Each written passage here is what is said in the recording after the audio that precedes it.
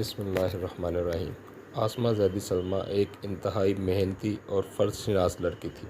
اس نے ایک نہایت غریب خاندان میں آنکھ کھولی تھی، مگر یہ والدین کے رزق حلال اور ان کی اچھی تربیت کا نتیجہ تھا کہ اس نے شروع ہی سے پاکیزہ سوچ کو پروان چڑھایا، محنت اور جدوجہد مسلسل پر یقین رکھا۔ سلمیٰ کے والد ایک مقامی فرم میں معمولی ملازم تھے اور والدہ مکمل طور پر ایک گھریلو خاتون، جن کی سوچ اپنے گھر سے شروع ہوتی تھی اور وہیں پر ختم۔ باہر کی دنیا کے بارے میں وہ مکمل طور پر ناآشنا تھی۔ مسز جبار ایک سیدھی سادی خاتون تھی، جنہیں اپنے 3 بچوں کو تعلیم دلوانے کا شوق جنون کی حد تک تھا۔ یہی وجہ تھی کہ نامساعد حالات کے باوجود بھی جبار صاحب نے اپنے بچوں کو حسب توفیق سکولوں اور کالجوں میں پڑھایا۔ سلمیٰ ان کی سب سے بڑی بیٹی تھی، اس کے بعد عامر اور شاہد۔ تینوں بہن بھائیوں میں 2 سال کا فرق تھا۔ سلمیٰ نے میٹرک کے بعد ایف اے اور بی اے کی بھی امتیازی نمبروں سے پاس کیا۔ آگے وہ ایم اے ایجوکیشن کی تیاری کر رہی تھی کہ شاہد سے شادی ہو گئی۔ شاہد بنیادی طور پر ایک شریف اور مہذب انسان تھا۔ اس نے سلمیٰ کے ساتھ بہت اچھا سلوک کیا اور وقتی طور پر اسے بھی یہی محسوس ہوا کہ اس کی تکلیفوں کے دن کٹ گئے ہیں، مگر جلد ہی اسے اپنی خوش فہمی کا احساس ہو گیا جب اس کے سسرال والوں نے اپنے رنگ دکھانے شروع کر دیے۔ اس کی ساس اور ایک نند نے صحیح معنوں میں اس کا ناطہ بند کر دیا۔ سلمیٰ نہ صرف پڑھائی میں اچھی تھی، بلکہ اس کی امی نے اسے گھر گھرستی کے رموز بھی بخوبی سکھائے تھے۔ خانہ داری، سلائی کڑھائی، سلیقہ غرض، ہر شعبے میں وہ طاق تھی، مگر اس کے یہ اسلوب ساس، نند، حتیٰ کہ دیوروں کو بھی قطعاً نظر نہ آتے تھے، بلکہ وہ فوقتاً فوقتاً اسے بد سلیقہ، جاہل، گنوار اور غریب جیسے القابات سے نواز جاتا تھا۔ اسے اس بات پر حیرت ہوتی ہے کہ اس نے اپنے والدین اور اساتذہ کو یہی کہتے ہوئے سنا تھا کہ تعلیم ہی اصل دولت ہے، روپیہ پیسہ تو آنی جانی چیز ہے، تو پھر اسے غربت کا طعنہ کیوں دیا جاتا ہے؟ آہستہ آہستہ اسے اس بات کا احساس ہونا شروع ہوا کہ اس معاشرے میں زندہ رہنے کے لیے دولت کی اہمیت بھی اپنی جگہ مسلم ہے، لیکن یہ اس کے والدین کی پاکیزہ تربیت اور رزق حلال کا نتیجہ تھا کہ دولت کے حصول کے لیے اس نے کبھی بھی غلط راستے کے بارے میں نہیں سوچا تھا۔ قدرت نے بھی اسے اپنی حالت کو بہتر بنانے میں مدد کی۔ سچ کہتے ہیں کہ نیت نیک ہو اور انسان کا عزم سچا ہو تو اللہ تعالیٰ غیب سے ایک ایسی امداد مہیا کرتے ہیں جہاں اسے گمان بھی نہیں ہوتا۔ ایک دن سلمیٰ کی ایک پرانی سہیلی اسے ملنے آئی۔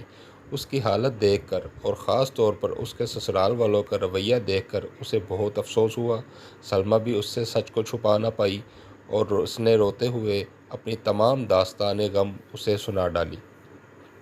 رضیہ اس کی ہمدرد سہیلی تھی۔ اس نے مشورہ دیا کہ وہ علامہ اقبال اوپن یونیورسٹی کی فاصلاتی تعلیم کے سہولت سے فائدہ اٹھائے اور اپنا ایم اے مکمل کرے۔ اس طرح وہ گھریلو کام کاج بھی کر سکے گی اور اپنی تعلیم بھی بڑھا لے گی۔ چنانچہ اس نے کچھ بچت کر کے اور اپنے شوہر کی رضامندی سے وہاں اپلائی کر دیا۔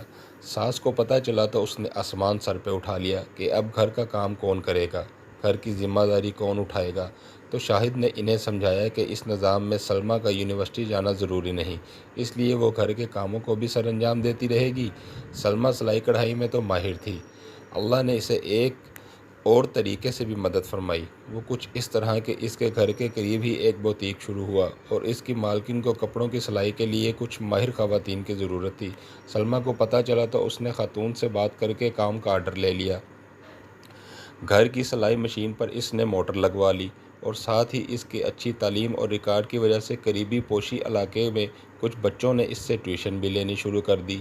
اس نے انہیں اچھے طریقے سے پڑھایا کہ وہ اس کے گرویدہ ہو گئے۔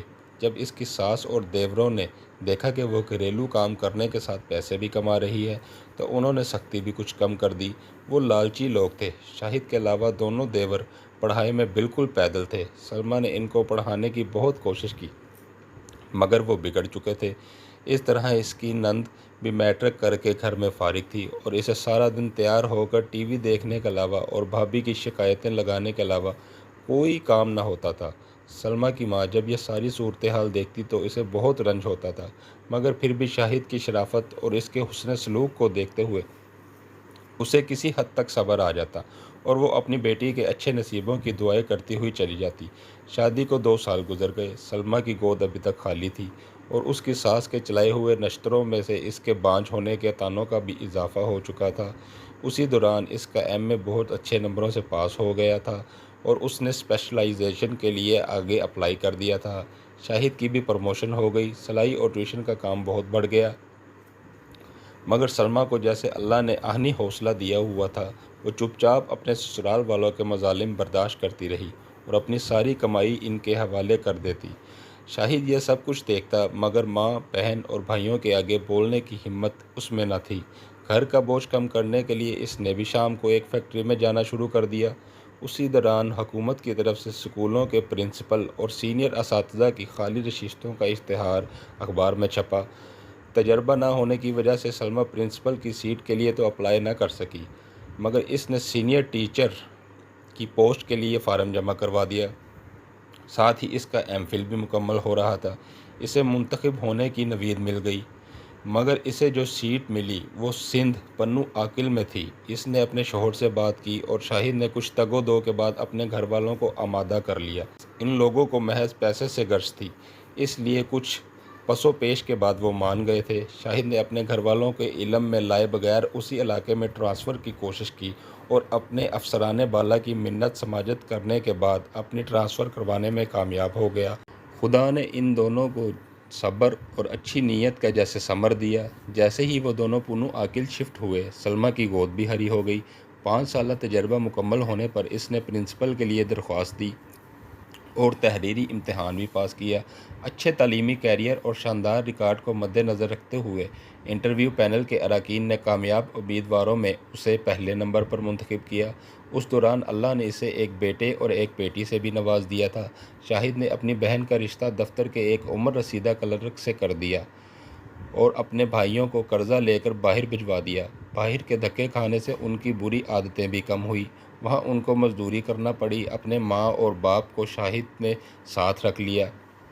بیٹی کی شادی اور 2 نکمے بیٹوں کو باہر بھجوانے کی وجہ سے اب اس کے طرز عمل میں بھی تبدیلی آ چکی تھی۔ سلمیٰ اور شاہد نے نیک نیتی سے اپنے فرائض نبھائے، اپنی بہن بھائیوں کی مدد کی اور جہد مسلسل سے اپنے حالات کو سنوارنے کی سعی، جس کا نتیجہ انہیں معاشرے میں ایک باعزت مقام کی شکل میں حاصل ہوا۔ ہمیں بھی چاہیے کہ اگر زندگی میں کوئی راستہ دشوار گزار ہو تو مایوسی کے اندھیروں میں بھٹکنے کی بجائے اپنے رب سے لو لگائیں اور مستقل مزاجی سے محنت کریں۔ اللہ تعالیٰ محنت اور اچھی نیت اور خلوص کا صلہ کبھی رائگاں نہیں جانے دیتا۔ کہانی پسند آئی ہو تو چینل کو سبسکرائب کر کے بیل آئیکن کو دبا لیجیے گا۔ شکریہ۔ اللہ حافظ۔